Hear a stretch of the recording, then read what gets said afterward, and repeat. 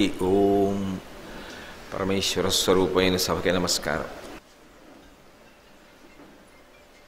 ధర్మము అనేటటువంటి మాటని సువ్యవస్థితం చేయడానికి, దేశకాలములతో సంబంధం లేకుండా ఎప్పటికీ కూడా ధర్మాన్ని అందరూ బాగా నమ్మి అనుష్ఠించడానికి, యథార్థముగా జరిగినటువంటి కథలతో కూడుకున్నటువంటి ఈ సమాహార స్వరూపమైనటువంటి భారతం 1కి 10 మాటలు ధర్మాన్ని పట్టుకున్న వాళ్ళు పొందేటటువంటి ప్రయోజనాన్ని వివరిస్తూ ఉంటుంది. పాండవులు ధర్మానుష్ఠాన తత్పరులు. పాండురాజు గారు అందుకే దేవతల వలన సంతానమును పొందేటప్పుడు మొట్టమొదట ధర్మదేవత వలన సంతానం కలగాలి అని కోరుకున్నాడు. ఎందుచేత అంటే తండ్రి లేనప్పుడు అన్నదమ్ములలో పెద్దవాడు తండ్రి యొక్క స్థానాన్ని పొందుతాడు. అప్పటికే పాండురాజు గారి జీవితం ప్రశ్నార్థకం. కిందమ మహర్షి ఇచ్చినటువంటి శాపం కారణంగా పాండురాజు ఎంతకాలం బ్రతుకుతాడు అనేటటువంటిది చెప్పడం ఎవరికీ సాధ్యం కానటువంటి విషయం. అటువంటి సమయంలో ఎంత గొప్ప బలవంతులైనప్పటికీ కూడా, ఎంత దేవతాంశ సంభూతులైనప్పటికీ కూడా వాళ్ళ యొక్క బలపరాక్రమములు ధర్మముతో ముడిపడనప్పుడు అవి వృద్ధిలోకి వచ్చేటటువంటివి కావు. ఒక వ్యక్తి ఎంత బలం కలిగినవాడు కానివ్వండి, ఎంత తెలివితేటలు ఉన్నవాడు కానివ్వండి, ఎంత మేధాసంపత్తి ఉన్నవాడు కానివ్వండి, ఎంత విద్వాంసుడు కానివ్వండి, ధర్మానుష్ఠాన తత్పరుడు కాకపోతే అది క్రమక్రమంగా భూమిలోకి నీరు ఇంకిపోయినట్టు ఇంకిపోతుంది తప్ప అది జ్వాల పైకి రేగినట్టుగా పైకి రావడం కష్టం. అందుకే పైన తాను ఏ కారణం చేతనైనా వెళ్ళిపోవలసి వస్తే, అంటే పాండురాజు ఉన్నవాళ్లలో పెద్దవాడు ధర్మము యొక్క ప్రతిస్వరూపమై ఉండగలిగితే, ధర్మదేవత యొక్క అనుగ్రహము చేత వచ్చినవాడైతే వెనక ఉన్నటువంటి బలపరాక్రమములన్నీ ధర్మ మార్గంలోనే నడుస్తాయి. ఎందుకంటే తండ్రి తర్వాత తండ్రి వంటి వాడు కనుక అన్నగారి మాట ఔదల దాల్చి తమ్ములందరూ కూడా అన్నగారు చెప్పిన మార్గంలో ప్రయాణం చేస్తే ధర్మము చేత వాళ్ళ బలములు కాపాడపడతాయి. వాయుపుత్రుడు భీముడైనా, సాక్షాత్తు దేవేంద్రుని యొక్క అంశలో వచ్చినటువంటి వాడు అర్జునుడైనా, అశ్వినీ దేవతల యొక్క అంశలలో వచ్చినటువంటి నకుల సహదేవులైనా ధర్మముతో ముడిపడనప్పుడు మాత్రం వాళ్ళ బలపరాక్రమాలు అన్ని వేళలా అభ్యున్నతి పథం వైపుకు వెడతాయి అని చెప్పడం చాలా కష్టం. అందుకే దూరదృష్టి కలిగినటువంటి పాండురాజు గారు మొట్టమొదట ధర్మదేవతానుగ్రహంతో ధర్మరాజుని కన్నాడు. ధర్మానుష్ఠానంలో ఓర్పు చాలా ప్రధానమైనటువంటి విషయం. విదురుని యొక్క ఉపదేశం చెప్పినప్పుడు కూడా మీకు నేను మనవి చేశాను. అసలు ఆ సహనము లేనివాడు ధర్మాన్ని అనుష్ఠానం చెయ్యలేడు. అటువంటి ధర్మానుష్ఠాన తత్పరులైనటువంటి పాండవులకి కాలంలో ఏదైనా ఉపద్రవం వచ్చేటటువంటి అవకాశం ఉంటే, ఏదైనా ప్రమాదం వాళ్ళకి తెలియకుండా పొంచి ఉన్నట్టయితే వాళ్ళు చేసినటువంటి ధర్మం వాళ్ళకి గురుస్వరూపంగా భగవత్ స్వరూపంగా ఆదుకుంటూ ఉంటుంది. మనకి సనాతన ధర్మంలో గురువు ఒకటి, భగవంతుడు ఒకటి కాదు. గురువే బ్రహ్మ, గురువే విష్ణువు, గురువే సాక్షాత్తు శివుడు. అందుకే సృష్టికర్త, స్థితికర్త, ప్రళయకర్తల యొక్క సమాహార స్వరూపమైనటువంటి పరబ్రహ్మస్వరూపము గురువు. వాళ్ళు ధర్మాన్ని పట్టుకున్నారు అంటే ధర్మము చేత ఎవరు ప్రీతి పొందాలి? భగవంతుడు ప్రీతి పొందాలి. ప్రీతి పొందిన భగవంతుడు ఏం చేయాలి? వాళ్ళని రక్షణ చేస్తూ ఉండాలి. రక్షణ చెయ్యడం అన్నప్పుడు మహాభారతంలో మీరు ఒక విషయాన్ని గమనిస్తే, పరిపూర్ణావతారమైనటువంటి శ్రీకృష్ణ భగవానుడు ఒక నరుడు ఎలా ప్రవర్తించాడో అలాగే ప్రవర్తిస్తూ పాండవుల్ని కాపాడుతుంటాడు. ఎప్పుడైనా కృష్ణ పరమాత్మ జోక్యం చేసుకోకపోతే పాండవుల యొక్క రక్షణ భారాన్ని గురువులు తలకెత్తుకుంటారు. వాళ్ళని ప్రత్యేకంగా ప్రార్థన చెయ్యక్కర్లేదు. గురువే వచ్చి కాలగమనంలో వాళ్ళకి రాబోయేటటువంటి ప్రమాదాన్ని గుర్తించి, మీరు ఈ విషయంలో చాలా జాగ్రత్తగా ఉండండి, లేకపోతే మీరు ఇబ్బంది పడవలసి వచ్చేటటువంటి రోజులు వస్తాయి అని చెప్పి అసలు ఆ సమస్య రాకుండా పరిష్కారాన్ని చెప్పి వెడుతూ ఉంటారు. మహాభారతంలో మీరు గమనిస్తే ఇది ఒక వైచిత్రి. అన్ని క్లిష్ట సమయాలలో ఒక్క మాయాద్యూత సమయంలో తప్ప కృష్ణుడైనా వస్తాడు, వ్యాసుడైనా వస్తాడు, నారదుడైనా వస్తాడు, ఎవరో ఒక గురువు వస్తారు. వచ్చి పాండవులకు రక్షణ కల్పిస్తూ ఉంటారు. ఒకానొక సందర్భంలో నారద మహర్షి వచ్చి పాండవులకు గొప్ప అభ్యున్నతిని కల్పించాడు. ఎలా అంటే, దుర్యోధనుడు ఒక కుటిల పన్నాగాన్ని ఆలోచించాడు. లోకంలో భయంకరమైనటువంటి జగడములు జరిగితే అది ప్రాణాలు పోయే వరకు వెళ్ళిపోయేటటువంటి స్థితి కల్పించబడితే ఒక కారణం, బలమైన కారణం ఏదవుతుంది అంటే స్త్రీ. ఎందుకని అంటే, సుందోపసుందులు ఆ కారణం చేతనే మరణించారు, రావణుడు ఆ కారణం చేతనే మరణించాడు. దుర్యోధనుడు ఏం ఆలోచించాడంటే, స్త్రీ విషయంలో వీళ్ళు దెబ్బలాడుకోవడానికి అవకాశం లేని ఒక గొప్ప పరిస్థితి సానుకూల్యతతో మన పట్ల ఏర్పడింది. ఏమిటది అంటే, ద్రౌపదీదేవి ఒక్కతే 5గురికి భార్య. కాబట్టి మనం కొంచెం జాగ్రత్తగా ప్రవర్తించి అన్నదమ్ముల మధ్య వైషమ్యాల్ని ఏర్పరచగలగడానికి ఇదొక గొప్ప కారణం. ద్రౌపదీదేవిని అడ్డుపెట్టి వాళ్ళ మనసులు విరిచి 5గురి మధ్య కలతలు ఏర్పడేటట్టుగా చేయవచ్చు. పాండవులు 5గురు కలిసి ఉన్నారా, వాళ్ళని ఓడించడం ఎవ్వరికీ సాధ్యం కాదు. పాండవులు కాని విడిపోయారా, ఇక ఓడించడం చాలా తేలిక. అందున పాండవులు 5గురు కలిసి ఉండి ధర్మరాజు గారు నాయకత్వం వహిస్తుండగా వాళ్ళు దుర్నిరీక్షులు. వాళ్ళని విడగొట్టడం అంటే ఎలా ఉండాలి అంటే, అదేదో తాత్కాలికమైన కారణము కాకూడదు, ఇక శాశ్వత వైరమునకు కారణము కావాలి. అంటే అది ఎంత దూరం వెళ్ళాలి అంటే, వాళ్ళల్లో వాళ్లే దెబ్బలాడుకోవలసినటువంటి కారణం కావాలి. ఆ కారణం వలన పాండవులు 5గురిలో ఎవరైనా పడిపోయినా పడిపోవలసి రావచ్చు. అంత బలమైనటువంటి కారణం ద్రౌపదీదేవే అవ్వాలి. ఆవిడ కారణంగానే మనం వాళ్ళల్లో కలహాన్ని సృష్టించాలి అని ఆయన పన్నిన పన్నాగాలలో, దుర్యోధనుడు పన్నిన పన్నాగములలో ఒకటి. కానీ ఎవరికీ తెలియదేమో కానీ భగవంతుడికి తెలియకుండా ఎలా ఉంటుంది? ఎవరి మనసులలో ఉన్న ఆలోచనలైనా ఆయన కనిపెట్టగలడు. కానీ భగవంతుడు ఎప్పుడు ఎవరి పక్షాన నిలబడి కాపాడుతుంటాడు అంటే, ధర్మాన్ని ఎవరు పట్టుకుంటారో వాళ్ళని కాపాడతాడు.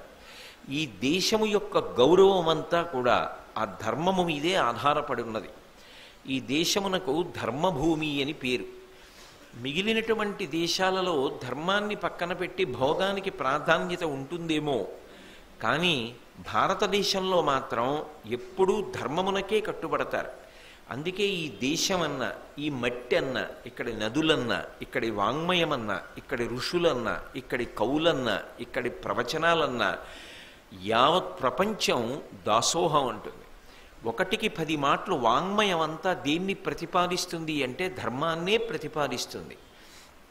అందుకే ద్రౌపదీదేవి కారణంగా పాండవుల మధ్యలో ఏ విధమైనటువంటి కలహము సంప్రాప్తించవలసినటువంటి అవసరం లేని స్థితిని ముందే కల్పించడం కోసం భగవంతుడొకటి గురువొకటి కాదు కనుక భగవంతుడి రూపంలో నారద మహర్షి పాండవుల దగ్గరికి వచ్చారు.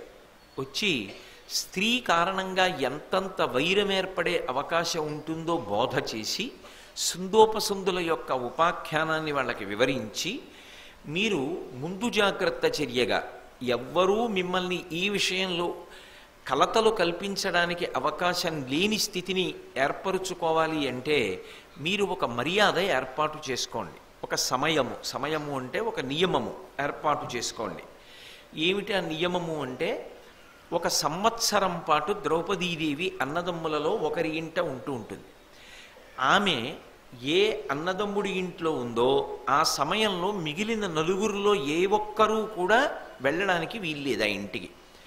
ఒకవేళ అలా వెడితే, ఏదో ధర్మరాజు గారితో ద్రౌపదీదేవి ఉన్న సమయంలో ఆమె ఆ ఇంట్లో ఉండగా ఏ అర్జునుడో భీముడో నకులుడో సహదేవుడో ఆ ఇంట్లోకి ప్రవేశించి వాళ్ళిద్దరూ ఉండగా చూస్తే నియమభంగమైంది. కాబట్టి సంస్కృత భారతం అయితే 12 సంవత్సరములు, తెలుగు భారతం అయితే 12 నెలలు.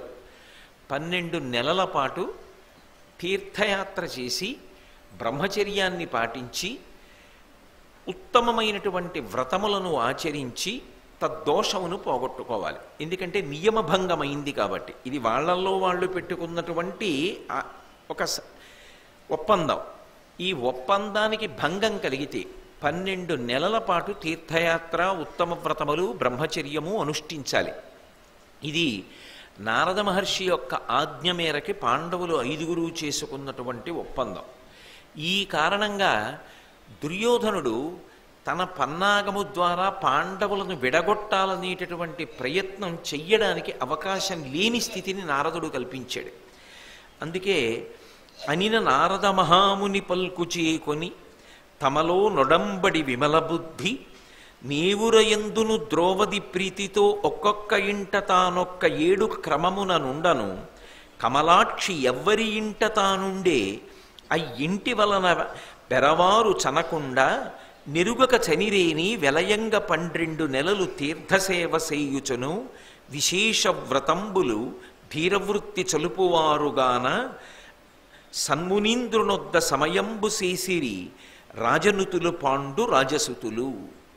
రాజుల చేత కొనియాడబడేటటువంటి బుద్ధి కలిగినటువంటి వారు, పరమ పవిత్రమైనటువంటి నడవడి కలిగినటువంటి వారైనటువంటి పాండవులు నారదుడి యొక్క సమక్షంలో ఆ విధంగా ఒప్పందం చేసుకున్నారు. ఇలా కాలం గడిచిపోతోంది. ద్రౌపదీదేవి వలన 5గురు అన్నదమ్ముల మధ్య ఏ విధమైనటువంటి కలహము సంప్రాప్తమవడానికి అవకాశము లేని స్థితి ఏర్పడింది. ఏర్పడి ఉండగా ఒకనాడు అర్జునుడి దగ్గరికి ఒక బ్రాహ్మణుడు పరుగున వచ్చాడు. ఆ సమయంలో ద్రౌపదీదేవి ధర్మరాజు గారి యొక్క మందిరంలో ఉంది.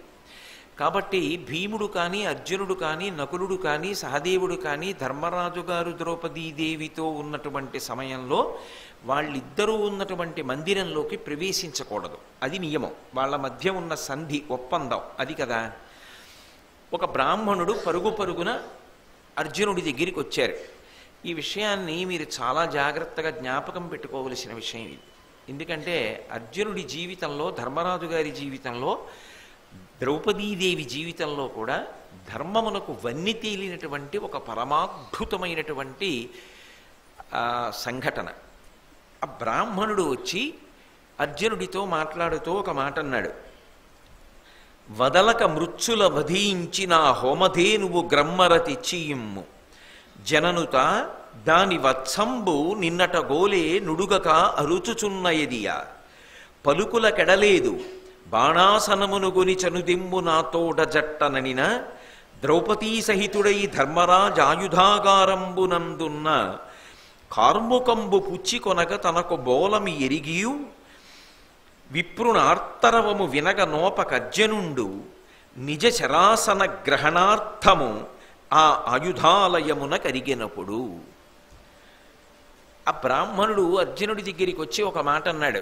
నా దగ్గర ఒక హోమధేనువు ఉంది. హోమధేనువు అన్న మాటకు అర్థం ఏంటంటే ఆ ధేనువుని అడ్డు పెట్టుకుని అగ్నికార్యం చేస్తారు.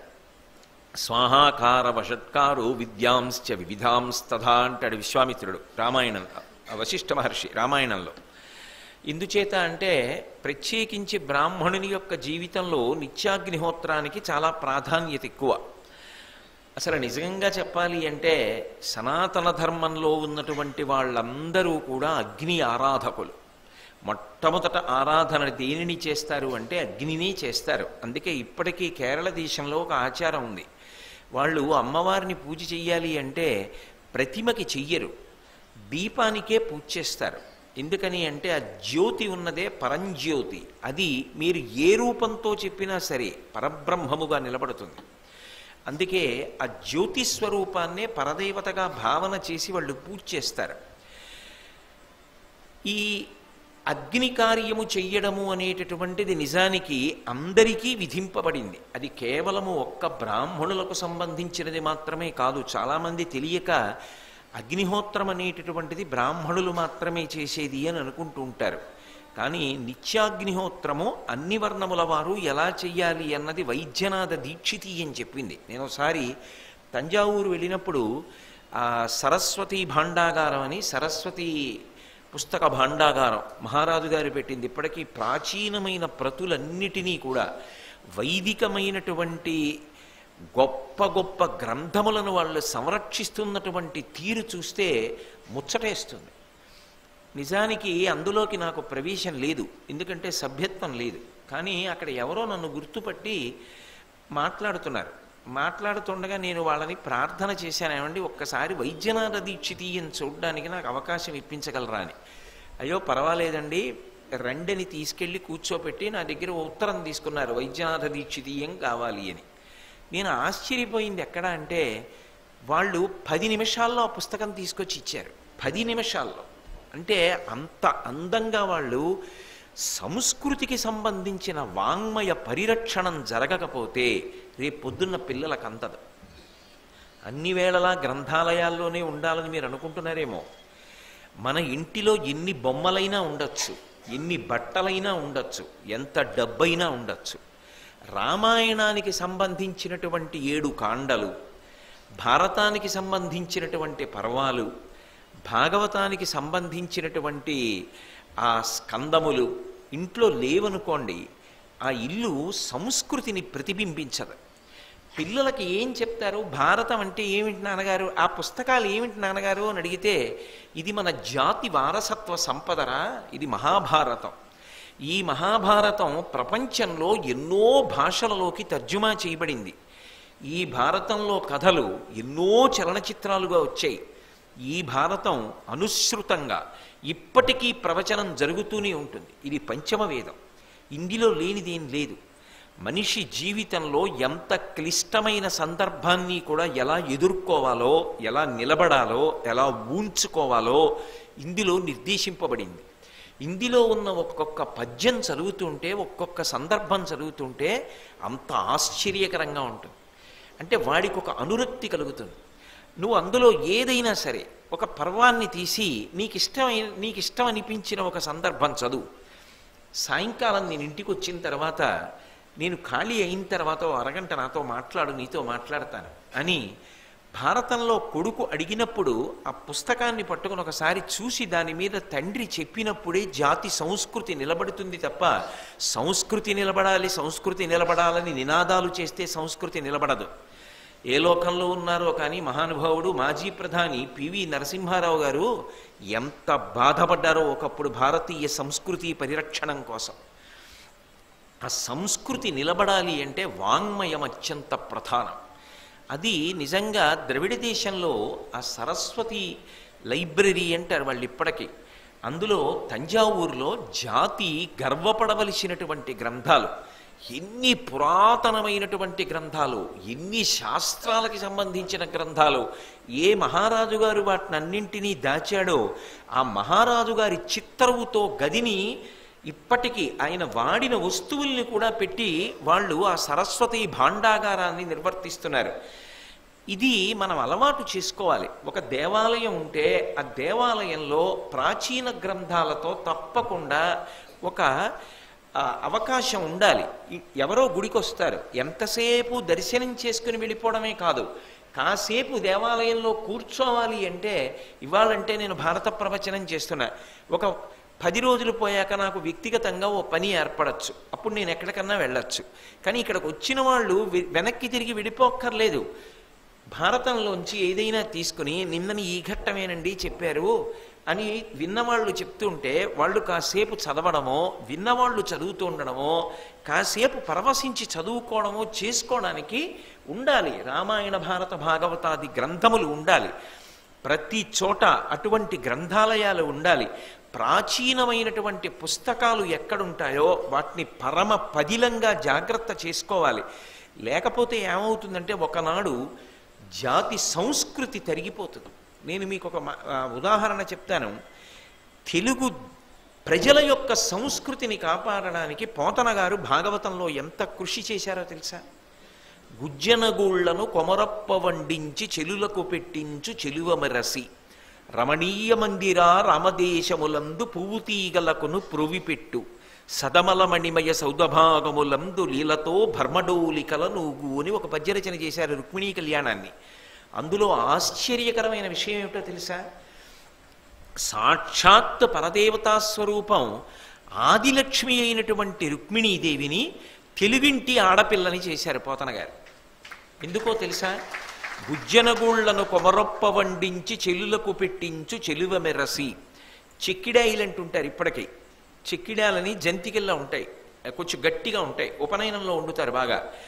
ఆ చెక్కినాలు ఆ రోజుల్లో ఆవిడ వండి అందరికీ పంచిపెట్టేదిట. పేర్వేర బొమ్మల పెండ్లిండ్లు చేయుచు అబలలతోడ వియ్యంబులుందు. బొమ్మల పెళ్ళిళ్ళు చేయడం, తాటాకుతో బొమ్మలు చేసి బొమ్మల పెళ్ళిళ్ళు చేసి ఆడపిల్ల అత్తవారింటికి వెళ్ళినప్పుడు ఎంత సౌజన్యంతో వెలగాలో, మానవీయ సంబంధములు ఎంత అందంగా ఉంటాయో, ఆ వరసలు కలుపుకోవడం, వరసలు తెలిసి ఉండడం, బావగారంటే తెలియకపోతే, మరిదంటే తెలియకపోతే, ఆడబడుచంటే తెలియకపోతే, ఆడబడుచుని ఏమని పిలవాలో తెలియకపోతే ఎలా నిలబడుతుంది సంస్కృతి? అందున తెలుగునాట నేను మీతో ఒక యథార్థం మనవి చేస్తున్నా, ఒక్కొక్క పిలుపు నేరాల సంఖ్య తగ్గించేస్తుంది. నేను ఒకసారి విజయవాడ నుంచి గుంటూరు వెడుతుంటే నాతో పాటు కారులో ఒక గొప్ప పోలీస్ అధికారి ప్రయాణం చేశారు. ఆయన నాతో మాట్లాడుతూ ఒక మాట అంటే నేను తెల్లబోయాను. ఆయన నాతో అన్నారు, పూర్వం ఎక్కడ పల్లెటూరు వెళ్ళినా బావా బావా అని, అన్నయ్య అన్నయ్య అని మాట్లాడుకునేవారండి, ఇప్పుడు అవి లేవు. అలా బావా బావా అని పిలుచుకోవట్లా, అన్నయ్య తమ్ముడు అని పిలిపించుకోవట్లా. ఇప్పుడు అంతా కూడా పేర్లు పెట్టి పిలుచుకోవడమే. ఆఖరికి ఇది ఎంత దూరం వెళ్ళిపోయింది అంటే, పరమ పవిత్రంగా ఏమండి అని ఎవరు ఎవరిని పిలుస్తారో వాళ్ళు కూడా యామోయ్ నువ్వు అని పిలుస్తున్నారు. అలా పిలిపించుకు మురిసిపోతున్నారు. అప్పుడు నేరముల సంఖ్య పెరగకుండా ఎలా ఉంటుంది? ఒక అనుబంధం బావా అని పిలిచిన తరువాత బావమరిది బ్రతక కోరుతాడు, తొందరపడి చెయ్యెత్తాడు. ఎప్పుడైతే అనుబంధములు పోయాయో, ఎప్పుడైతే ఆ పిలుపులు పోయాయో, అప్పుడే నేరముల సంఖ్య కూడా పెరిగిపోయింది.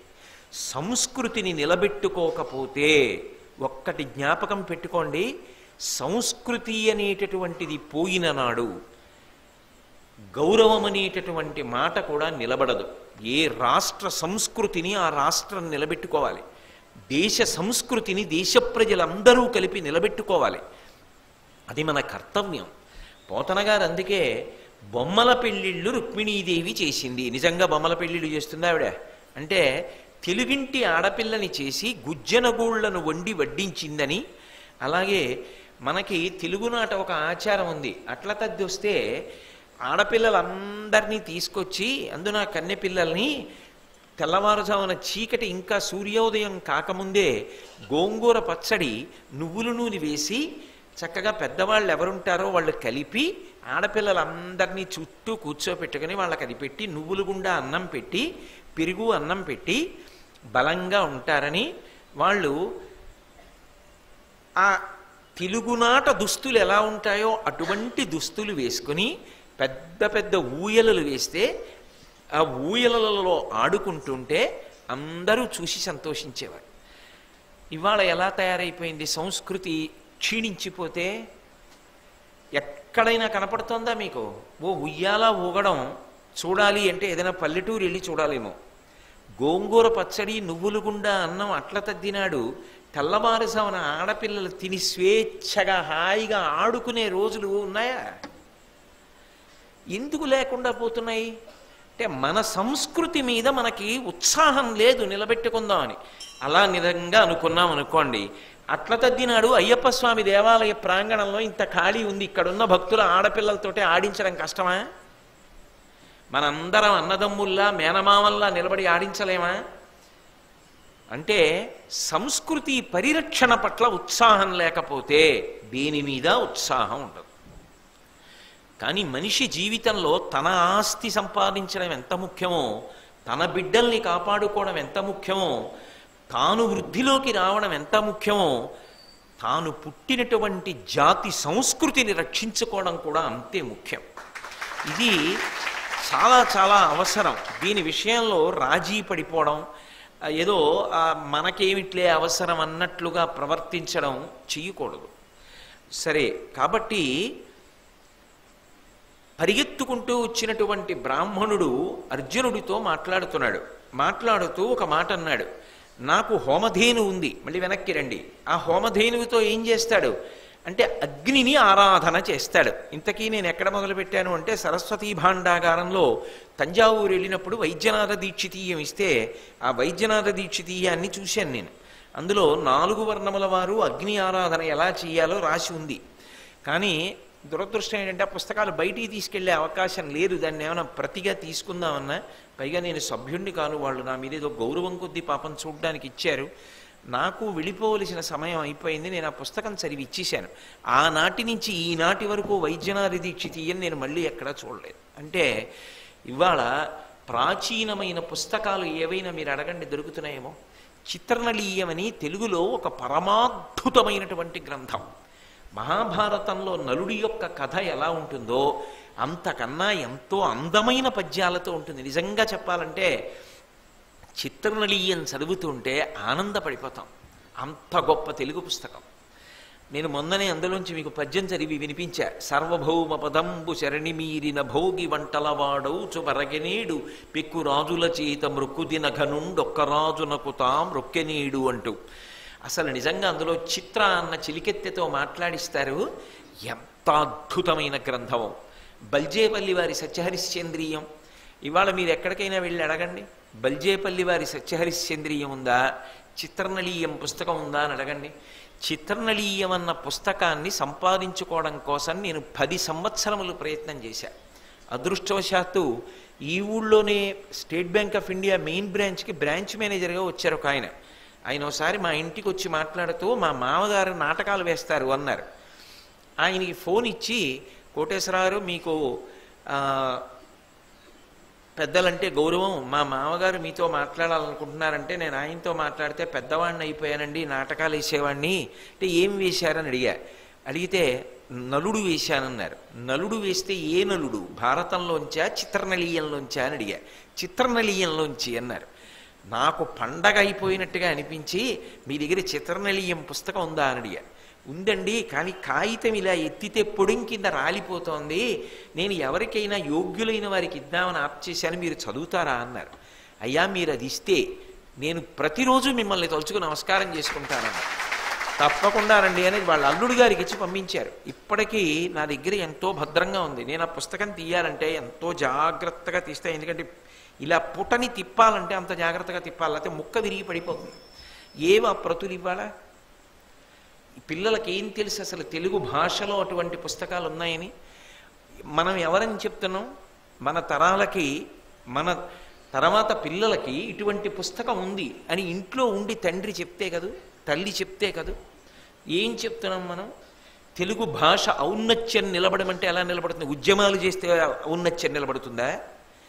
ఏది చెయ్యాలో అది చేస్తే నిలబడుతుంది. ఒకప్పుడు ఆంధ్రప్రదేశ్ ప్రభుత్వ దేవాదాయ ధర్మాదాయ శాఖ మార్చులు ఇదే ఊరికి చెందినటువంటి రేమెళ్ల సూర్యప్రకాశ్ శాస్త్రి గారిని, అటువంటి పెద్దలు ఈ ఊళ్ళో ఉన్నటువంటి వారిని పట్టుకుని పులూరి గణపతి శాస్త్రి గారిని, అయ్యా వేదానికి మీరు తప్పకుండా భాష్య గ్రంథాలు చెయ్యాలి అని చెప్తే ఆచారకాండ మీద, గోవు మీద వాళ్ళు చేసినటువంటి పుస్తకాలు అన్నవర దేవస్థానంతో ముద్రణ చేయించారు. చేస్తే వేదసార రత్నావళి అన్న పేరుతో వచ్చే పుస్తకాలు తెలుగులో సంస్కృతంలో ఉన్నటువంటి వేదమంత్రములకు వాళ్ళు చేసినటువంటి భాష్యాలు తెలుగులో చేశారు, తేట తెలుగులో. ఎంత అద్భుతమైన పుస్తకాలు వేదసార రత్నావళి. ఆ రోజుల్లో ఆంధ్రప్రదేశ్ ప్రభుత్వంలో ఉన్న దేవాదాయ ధర్మాదాయ శాఖ మంత్రి అంత ఉత్సాహం చూపించారు కాబట్టి ఆ మహాపురుషులు ఇవాళ శరీరంతో ఉన్నారా? ఉంటారా? శరీరాలు విడిపోయాయి, కానీ వాళ్ళ ప్రజ్ఞాపాఠవాలు గ్రంథరూపంలో మిగిలిపోయాయి కాబట్టి చదువుకుందామన్న వాడికి దొరుకుతున్నాయి, లేకపోతే ఎలా దొరుకుతాయి? ఇవాళ వేదసార రత్నావళి అన్న పుస్తకం ఉన్నది. ఆ పుస్తకం పిల్లలకి చెప్పచ్చు మనం. అందులో ఎన్ని విషయాలు ఉంటాయో తెలుసా? మీరు ఆశ్చర్యపడేటటువంటి పరమ రహస్యమైనటువంటి విషయాలు ఉంటాయి. కొన్ని అందులోంచి చదువుతుంటే మనం తెల్లబోతాం. ఆఖరికి కప్పని వర్షాలు పడకపోతే ఎందుకు ఊరేగిస్తారో శాస్త్రీయమైన సమన్వయం చేస్తూ చెప్పారు. వేదంలో ఖణ్వక, ఖైమక, ఉపరి, తదురి అని కప్పల పేర్లు. ఆ కప్పల్ని ఊరేగించాలని, ఎందుకు ఆ కప్పల్ని ఊరేగిస్తారో ఆ కప్పల గొప్పతనం ఏమిటో వర్ణించారు వేదమంత్రములకు వ్యాఖ్యానం చేస్తూ. అంటే ఈ జాతి ఏది అందించలేదు అసలు, కానీ ఏది ఇవాళ గ్రంథముల మీద ఆసక్తి ఏది, ఆ గ్రంథముల మీద అనురక్తి ఏది, అవి అందిద్దామన్న తాపత్రయం ఏది, వాటి మీద పరిచయ ప్రసంగాలేవి, పిల్లల్ని కూర్చోబెట్టి చెప్పినవాడెవరు? పిల్లలు బాగుండాలి, పిల్లలు బాగుండాలి, పిల్లలు బాగుండాలని వాళ్ళకి అందకూడనివన్నీ వాళ్ళకి చూపిస్తుంటే వాళ్ళు ఎలా బాగుంటారు? ఇది కదా ఆలోచించవలసిన విషయం. సరే, ఇది పెద్దలు నిర్ణయించవలసిన విషయం. కాబట్టి అగ్ని ఆరాధకులు సాధారణంగా మన సనాతన ధర్మంలో అందరం అగ్నిని ఆరాధన చేస్తాం. అది కూడా పుట్టుక దగ్గర నుంచి మృత్యువు వరకు అగ్నితోటే అనుబంధం. వంట అగ్ని, పుట్టినప్పుడు ఏది చెయ్యాలన్నా అగ్ని, పితృకార్యానికి అగ్ని, నిత్యము ఆరాధన అగ్ని, లోపల ఉన్నది వేడి, ఆఖరణ యజ్ఞం చేస్తారు, యాగం చేస్తారు, అన్నీ అగ్ని సంబంధం. చిట్ట చివర శరీరం పడిపోతే కొడుకు ఈయన అగ్నిని ఆరాధించి ఆరాధించి వెళ్ళిపోయాడు, ఇక ఈయన చేత్తో ఈయన హవిస్సు వెయ్యడు, ఈయననే హవిస్సుగా వేసేస్తున్నామని చెప్పి అగ్నిహోత్రంలో వేసేస్తాడు మంత్రం చెప్పి అంత్యేష్టి సంస్కారంలో. అంత గొప్ప అగ్ని ఆరాధన. అటువంటి అగ్ని ఆరాధన చెయ్యడాన్ని హోమధేనువు అంటారు. నేను ప్రతిరోజు హోమం చెయ్యడానికి అది అవసరం, అది లేకపోతే హోమం నడవదు. బ్రాహ్మణుడు చెప్పుకుంటున్న మాట అర్జునుడితోటి. ఎందుకు ఆ ధేనువు? ధేనువు అంటే ఆవు. అది ఉందనుకోండి పాలొస్తాయి, పాలు వచ్చాయనుకోండి తోడు పెడితే పెరుగు వస్తుంది, పెరుగులో చిలికితే వెన్న వస్తుంది, వెన్న కాస్తే నెయ్యి వస్తుంది. ఆ నీతితో హోమం చేస్తారు. ఈ పాలు హోమంలో పనికొస్తాయి, పెరుగు పనికొస్తుంది. అసలు ఆవు పేడ పిడకలు చేసి ఆ పిడకలే హోమంలో వేస్తారు. ఇప్పుడు ఆ హోమ ధేనువు లేదనుకోండి, ఆయన హోమం ఎలా చేస్తాడు? హోమం చెయ్యలేడు. హోమం చేయలేదనుకోండి అసలు ఆయన చెయ్యవలసిన పని ఆయన చెయ్యడం కుదరదు. ఆ ఆవు లేకపోతే ఆయనకి జీవితం నడవదు. కాబట్టి ఆయనకి అత్యంత ప్రధానం ఏది అంటే ఆవు. కాబట్టి ఇప్పుడు ఆవు కావాలి. ఆ ఆవేమైంది అంటే వదలక మృత్యుల వధించిన హోమధేనువు గ్రమ్మర తెచ్చిమ్మో, దొంగలు ఎత్తుకుపోయారు. ఆయనకి బలం ఉందా? ఆయన వెళ్ళి రక్షించుకోగలడా? అందుకని అర్జునుడి దగ్గరికి వచ్చాడు. కానీ మీరు ఒక్క విషయం గమనించాలి, అర్జునుడు ఎక్కడో అంతఃపురంలో ఉంటాడు. ఒక ఆవు పోయిన బ్రాహ్మణుడు అర్జునుడి దగ్గరికి ఎలా వెళ్ళగలిగాడు అంటే ఆ రోజుల్లో ఏది ప్రధానమైనదో అది చెప్పుకోవడానికి అవకాశం ముందుండేది. వచ్చిన వాళ్ళు ఎంత గొప్ప వాళ్ళు అన్నదాన్ని బట్టి కాదు లోపలికి పిలిచేది, వచ్చిన వాడి యొక్క వైదికమైన అవసరం ఎంత గొప్పది అన్నదాన్ని బట్టి ప్రభువు వెంటనే చూసేవాడు. అది ఈ దేశం యొక్క గొప్పతనం, అది ఈ దేశ పరిపాలనలో ఉన్న మర్మం. అందుకు ఈ దేశం అంత గొప్పగా కీర్తింపబడింది. ఒక్కొక్కటి చెప్తున్నప్పుడు అయ్యో ఏమైనా దేశం ఇంత గొప్పది ఇలా అయిపోయింది అనిపిస్తుంది. కాబట్టి ఆ ధేనువుని దొంగలు ఎత్తుకుపోయారు. ఆ ఎత్తుకుపోయినటువంటి దొంగల్ని వధించే అధికారం నాది కాదు, నీది. ఎందుకంటే ప్రభువు నువ్వు, ధర్మరాజు గారు ప్రభువు, నువ్వు ప్రభువు యొక్క తమ్ముడివి, నువ్వు కూడా రాజ్య పరిపాలన యందు అంతర్భాగం. దొంగలని శిక్షించి నా ధేనువుని నాకు నువ్వు తీసుకొచ్చి ఇవ్వాలి అంటే ఆయన ఎంత ధర్మం మాట్లాడుతున్నాడో చూడండి. నేను 10 మందిని పట్టుకుని వెళ్ళి దొంగని కొట్టడమో ఏదో చేసి నేను తెచ్చుకోకూడదు, నువ్వు చెయ్యాలి. అది ఎలా చెయ్యాలి అంటే గ్రమ్మరతి చెయ్యము, వెంటనే తీసుకురావాలి. లేకపోతే ఆ ఆవుకి ప్రమాదం జరిగితే నాకు దెబ్బ, ఆవుని రక్షించలేకపోయినందుకు నీకు దెబ్బ. కాబట్టి వెంటనే నాకు ఆవుని రక్షించి తీసుకునిరా. జననుత, జనుల చేత కీర్తింపబడేవాడా. ఎందుకని? ధర్మాన్ని కాపాడడంలో అంత సిద్ధంగా ఉంటారు ఎప్పుడు పాండవులు. దాని వత్సంబు నిన్నటగోలె నుడుగక అరుచుచున్న ఎదియా. ఆవు కనపడనప్పుడు దూడ అరిచేటటువంటి అరుపు హృదయ విదారకంగా ఉంటుంది. మీరు ఎప్పుడన్నా చూశారో లేదో, వీధుల్లో తిరుగుతుంటాయి, ఆవు అలా పక్కకి వెళ్ళిపోతుంది, దూడ ఉండిపోతుంది. ఆ దూడ పరుగులు తీసి 4 వీధులకి కూడళ్లలో నిలబడి అన్ని వైపులా చూసి అరుస్తూ ఉంటుంది అమ్మ కోసం. అది అమ్మ కోసం అరిచేటటువంటి అరుపులో అంత ఆర్తి ఉంటుంది. నిన్న రాత్రి నుంచి దూడ అరిచినట్టుగా ఉంది. ఇక్కడ దూడ అరుస్తోంది, ఎక్కడో ఆవు కూడా అరుస్తూ ఉంటుంది. ఆ ఆవుకి దూడ కనపట్టాలా, దూడకి ఆవు కనపట్టాలా. ఇవి రెండు ఒకదాన్నొకటి చూసుకోలేక అరుస్తున్నాయన్న బాధ నన్ను నిలబడనివ్వట్ల. అంటే ఆయన ఎంత మృదు హృదయం ఉన్నవాడో చూడండి. ఆ దూడ అలా అరుస్తోంది, అందుకని నేను రేపొస్తా, ఎల్లుండొస్తా, మధ్యాహ్నం వస్తా, కుదరదు, వెంటనే రావాలి. అంటే ఆ రోజులలో న్యాయం కోసం ప్రభువుతో అలా మాట్లాడగలిగి ఉండేవారు ప్రజలు. కాబట్టి దాని వత్సంబు నిన్నటగోలె నుడుగక అరుచుచున్న ఎదియా. పలుకులకెడలేదు. నువ్వేదో మాట్లాడదాం అనుకుంటున్నావేమో, మాట్లాడడానికి ఏం అవకాశం లేదురా, ముందు పట్రా. ఆ దొంగతనం చేశాడు, ఆవుని దొంగతనం చేయడం ఏమిటి? వాడిని చంపైనా సరే ముందు పట్రా. ఎందుకని? అంత దూరం ఎలా తరుగుతాడు, ఇక్కడ నిలబడి అస్త్రప్రయోగం చేయగలడు. కాబట్టి దొంగని చంపైనా ఆవుని తీసుకురా. కాబట్టి అనేటప్పటికీ అర్జునుడు ఆలోచించాడు.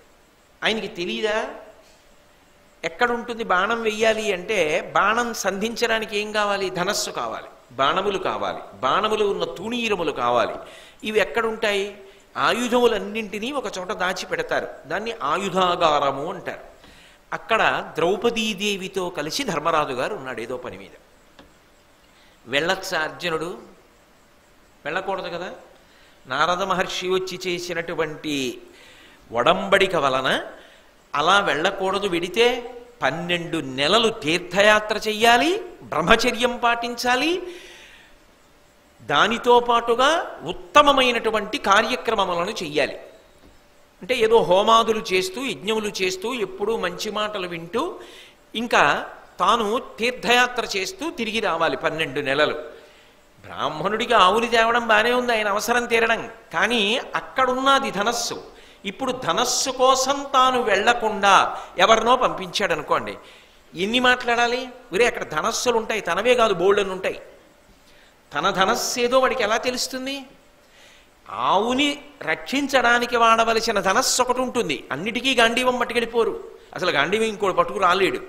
కాబట్టి ఆ ధనస్సు పట్ర, ఆ నారాచబాణముల పట్ర, ఆ తూణీరముల పట్ర ఇవన్నీ వీడికి చెప్పి వాడు వెళ్ళి ఇంకోటికొస్తే ఇది కాదంటే ఇంకోటి వెళ్తే, లేకపోతే ఆయన్ని పక్కకెళ్ళమను ద్రౌపదీదేవిని తీసుకుని అని కబురు చేసి అప్పుడు ఎడితే అవతల బ్రాహ్మణుడు ఏమంటున్నాడు? మాట్లాడడానికి సమయం లేదు రా అంటున్నాడు. కాబట్టి ఇప్పుడు ఆలోచించాడు. బాణాసనమును గొని చనుదెమ్మునా తోడ జట్టననిన ద్రౌపదీ సహితుడై ధర్మరాజ ఆయుధాగారంబునందున్న కార్ముకంబు పుచ్చికొనక తనకు బోలమి ఎరిగియు విప్రునార్తరవము వినప నోపక అర్జునుండు నిజ శరాసన గ్రహణార్థమాయుధాలయమున కరిగినప్పుడు అక్కడ ద్రౌపదీదేవితో ధర్మరాజు గారున్నారు. నేను వెళ్ళి అక్కడి నుంచి ధనస్సుని తీసుకుంటే అటువైపు చూసినా చూడకపోయినా వాళ్ళిద్దరూ ఉన్నప్పుడు నేను వెళ్ళకూడదు.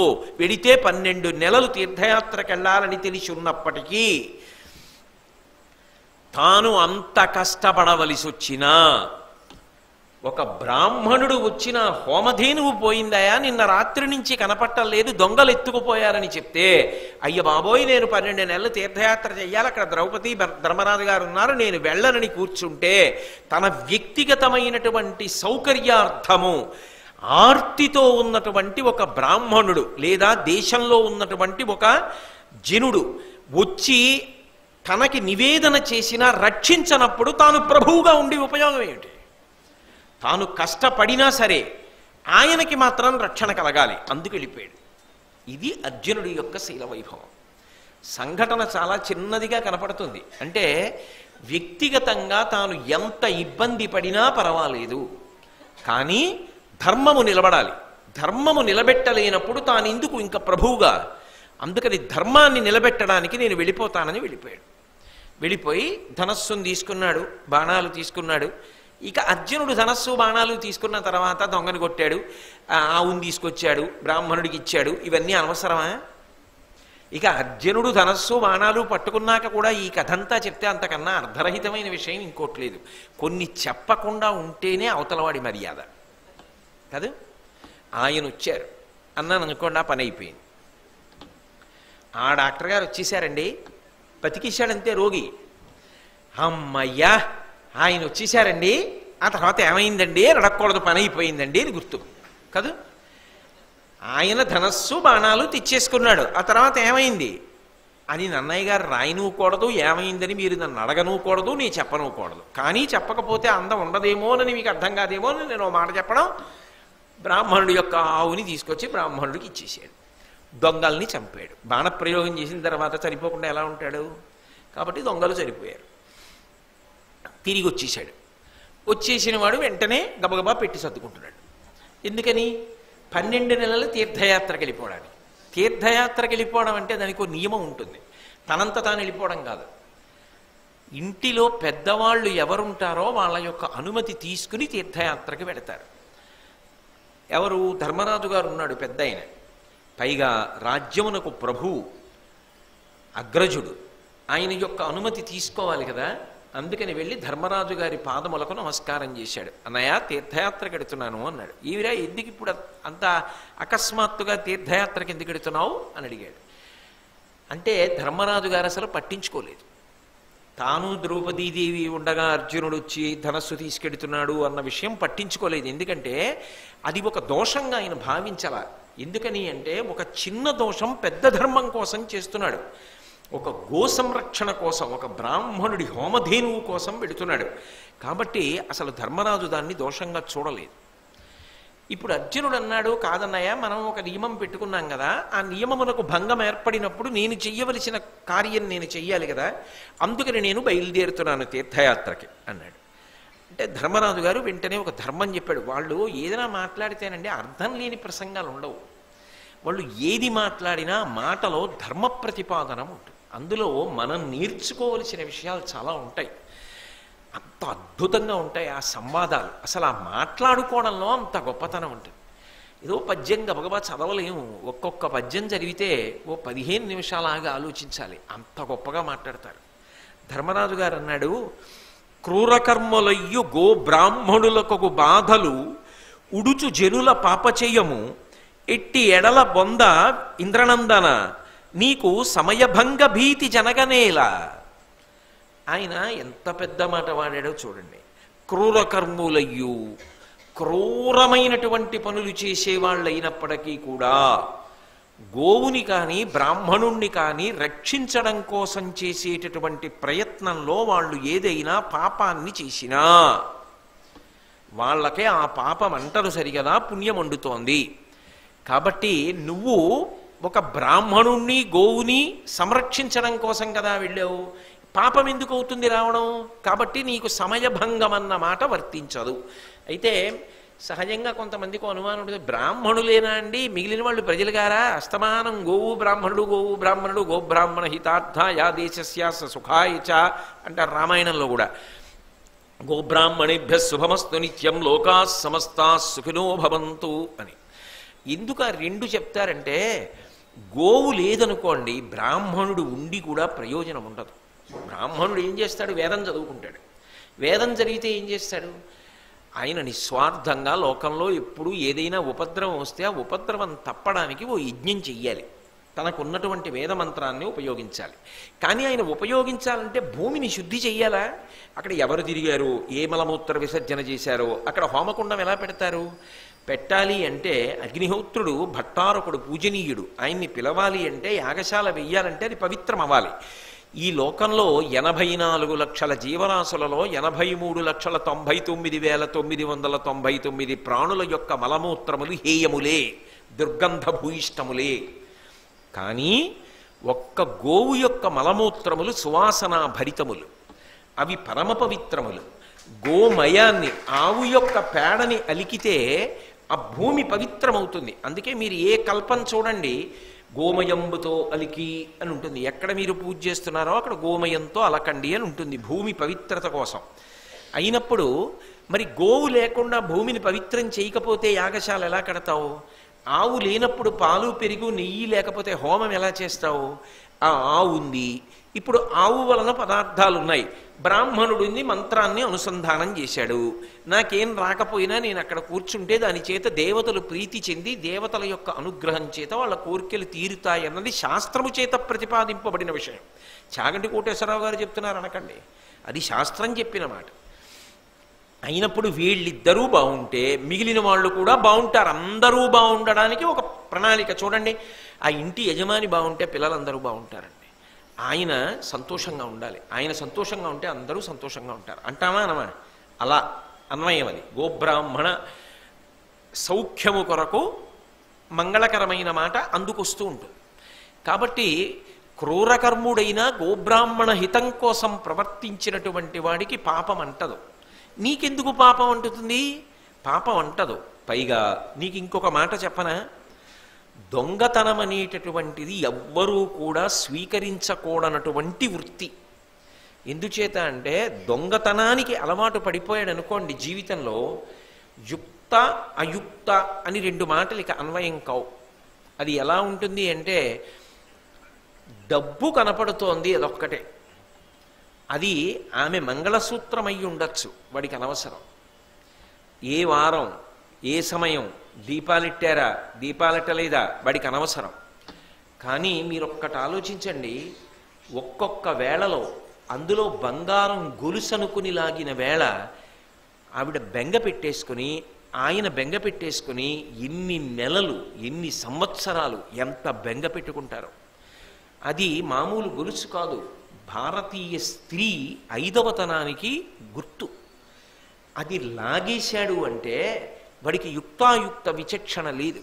అయ్యో నేను లాగుతున్న దాని విలువ కొన్ని వేలు ఉండొచ్చు, కానీ ఆమె ఏడుపు వెనక, ఆమె మనసులో పెట్టుకున్నటువంటి శంక వెనక ఎంత బాధ ఉంటుందో. ఆయనకి మనసులో ఏదో శంక బయలుదేరుతుంది, ఎందుకు ఇలా జరిగిందని. ఒక్కొక్కసారి దానికోసం ఇళ్లల్లో దెబ్బలాట్లు అవుతాయి. చేయి చేసుకుని మూర్ఖులు ఉంటారు, సరిగ్గా చూసుకోక్కర్లేదా, ఎంత కష్టపడి చేయించాను, ఉన్నదొక్క గొలుసు, అది కాస్త అలా చేసొచ్చావా అని చేయి చేసుకునే మూర్ఖులు ఉంటారు ఇళ్లల్లో. అవి పాపం వాళ్ళు ఎంత క్లేశపడడానికి కారణమవుతాయి. నీ బుద్ధి ఏమైపోయిందో ఒక మనుష్యుడిగా దొంగతనం చేసే ముందు, అవతల వాడు ఎంత కష్టపడి సంపాదించిందో, ఏ అనారోగ్యానికి దాచుకున్నాడో, ఏ పెళ్లికి దాచాడో, ఏ పేరంటానికి దాచాడో, ఏ పాపం జీవితంలో ఏ మంచి పని చేసుకోవడానికి దాచుకున్నాడో, నీకు డబ్బు తప్ప అవతల వాళ్ళ యొక్క కష్టం కనపడదా? ఇక దొంగతనం అనేటటువంటి మాట వెనక మనిషి మనసులో ఎంత క్రూరమైన ప్రవృత్తి ఏర్పడిపోతుందో ఆలోచించండి. ఒకసారి దానికి అలవాటు పడిపోయాడు అనుకోండి, వచ్చి పడుతోంది తేలికగా, కాబట్టి వ్యసనములకు అలవాటు పడతాడు. ఎందుకంటే కష్టపడి సంపాదించింది కాదుగా, దాని విలువ తెలియదు. అది అన్ని విధాల భ్రష్టత్వాన్ని తీసుకొస్తుంది. అందుకే రాజు నిర్ణయం ఏమిటి అంటే, దొంగ అనేటటువంటి వాడు తప్పించుకొని పారిపోతూ ఇక పట్టుకోవడం కష్టమన్నప్పుడు బాణం వేసి చంపైనా సరే రాజ్యమును రక్షించకపోతే వాడు ఒక తల్లి కడుపులో పెరుగుతున్న పసిబిడ్డని చంపిన పాపాన్ని మూటగట్టుకుంటాడు ప్రభు. కాబట్టి దొంగని శిక్షించవలసిందే. దొంగని శిక్షిస్తే అశ్వమేధయాగం చేసినంత పుణ్యాన్ని పొందుతాడు. అందుకే ఈ దేశం యొక్క గొప్పతనం ఏమిటో తెలుసా? దొంగతనం చేయడం అనేటటువంటిది ఎంత ప్రమాదకరమో, మనిషి ఎంత పతనం అయిపోతాడో, అసలు ఆ ఆలోచన ఎందుకు రాకూడదో. పరద్రవ్యాని లోష్ఠవత్, లేకపోతే అక్కడతో పోయిందంతే తప్ప దొంగతనం చేసి బతకడం అన్న మాట లేదు. అలా చెప్పబట్టే, అటువంటి సంస్కృతి ఏర్పడబట్టే ప్రపంచ దేశాలన్నిటిలో తాళం కప్ప తెలియని ఏకైక దేశం భారతదేశం ఒక్కటే. ఈ దేశంలో ఎప్పుడు తలుపులకి తాళం వేసుకుని వెళ్ళేవారు కాదుట ఒకప్పుడు. మనం చెప్పుకోవడం కాదు, విదేశాల నుంచి వచ్చిన మెగస్తనీస్ లాంటి వాళ్ళు రాశారు, ఆ దేశంలో ఇంటికి తాళం కప్ప వెయ్యడం తెలియదు. ఎవరికి ఏదైనా దొరికితే పట్టుకెళ్ళి ప్రభువుకి ఇచ్చేస్తారు తప్ప దొంగతనం చెయ్యరు అసలు అక్కడ. అంత గొప్ప దేశం, అంత గొప్ప సంస్కృతి, దానికి వారసత్వం మనది. కాబట్టి దొంగని చంపడం అశ్వమేధయాగం చేసిన ఫలితం. దొంగని చంపకపోవడం తల్లి కడుపులో ఉన్న పసిబిడ్డని చంపడంతో సమానం. అర్జున, నువ్వేం దోషం చేశావు? ధర్మశాస్త్రం ప్రకారం నువ్వు అశ్వమేధయాగం చేసి వచ్చిన వాడితో సమానం. నీకు నేను ప్రాయశ్చిత్తం చేసుకో, 12 నెలలు తీర్థయాత్ర చెయ్యి, బ్రహ్మచర్యం పాటించు, సువృతములు చెయ్యి అని ఎందుకు చెప్పాలి? నేను ద్రౌపదీదేవితో కలిసి ఉంటే మాత్రం నువ్వు ఒక పెద్ద ధర్మాన్ని చెయ్యడానికి లోపలికి వచ్చావు. వచ్చిన వాడివి దృష్టి మా మీద ఏమైనా ఉందా? వీళ్ళిద్దరు ఏం చేస్తున్నారని చూసావా? ఏం మాట్లాడుకుంటున్నారని విన్నావా? నీ ధనస్సు బాణాలు పట్టుకుని నువ్వు పరిగెత్తుకుపోయావు. కాబట్టి నువ్వెందుకు తీర్థయాత్ర చెయ్యడం? నువ్వు చెయ్యవలసిన అవసరం లేదు. కాబట్టి నా మాట విను, నువ్వు వెళ్ళక్కర్లేదు అన్నాడు. అంటే అర్జునుడు అన్నాడు ఆయనతోటి,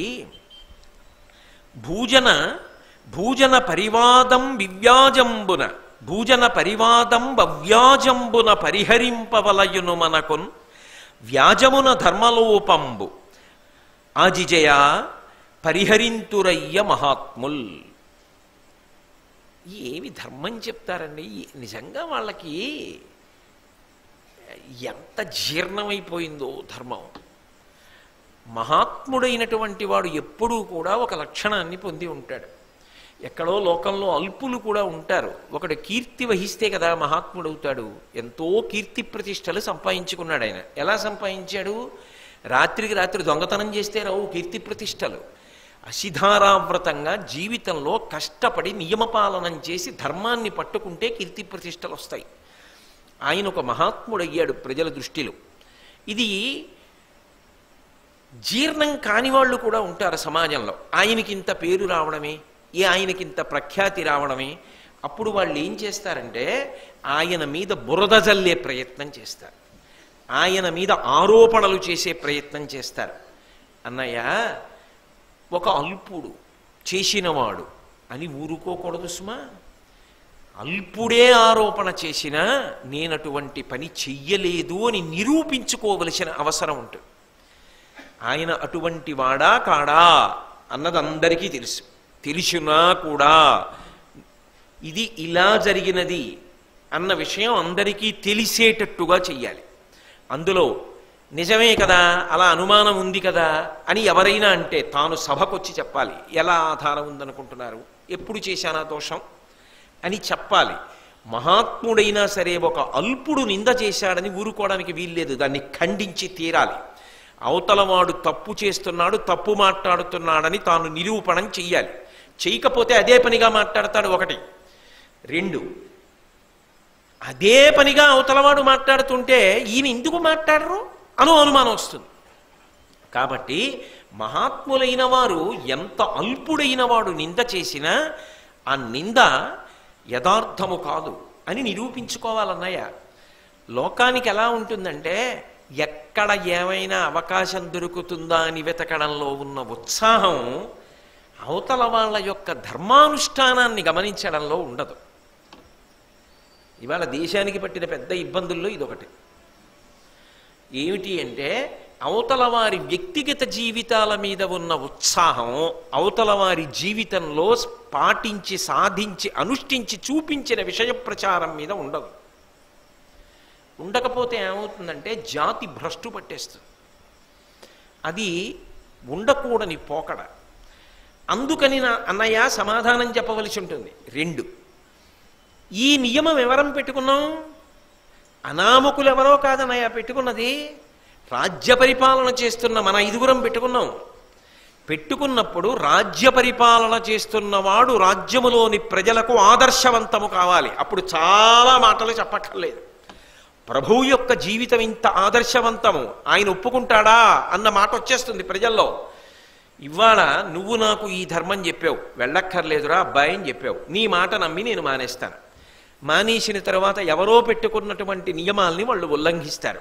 అదేమిటయా మీలో మీరే పెట్టుకున్న నియమాలు ఇలా ఉల్లంఘించారంటే ఏం చెప్తారు? పాండవులే పెట్టుకున్న నియమాన్ని ఉల్లంఘించగలిగింది మేం పెట్టుకున్న నియమాలను ఉల్లంఘించుకుంటే పెద్ద సమస్య అని అడుగుతారు. ఇందులో ఉన్న ధర్మం తెలుస్తుందా అన్నయ్య? తెలియదు. అందుకే ఇది నా వ్యక్తిగతం కాదు, నీ గౌరవం కూడా ఇమిడి ఉంది. భీముడు, నకులుడు, సహదేవుడి యొక్క గౌరవం ఇమిడి ఉంది, ద్రౌపదీదేవి యొక్క గౌరవం ఇమిడి ఉంది. ఇందులో నేను వెళ్ళకపోతే మిమ్మల్ని కూడా అంటారు. కాబట్టి ఇలా ఇంకా ఎన్నుంటాయో మినహాయింపులు. ఇలా వాళ్ళు ఒకళ్ళనొకళ్ళు చూసేసుకున్నప్పుడల్లా ఓ మినహాయింపు ధర్మం అని చెప్తుంటారన్నమాట. ఇంకా పాటి దానికి ఒప్పందాలు ఎందుకో అంటారు. కాబట్టి అన్నయ్య, ఇది ప్రజలలో క్రమశిక్షణకి మార్గం కాదు. క్రమశిక్షణకి మార్గం కావాలి, మనందరి గౌరవం నిలబడాలి అని నేను వెడుతున్నాను తప్ప ఇది ఏదో నా వ్యక్తిగత దోషమని కాదు. అది సామాజిక కర్తవ్యం, అది మనుష్య రుణం.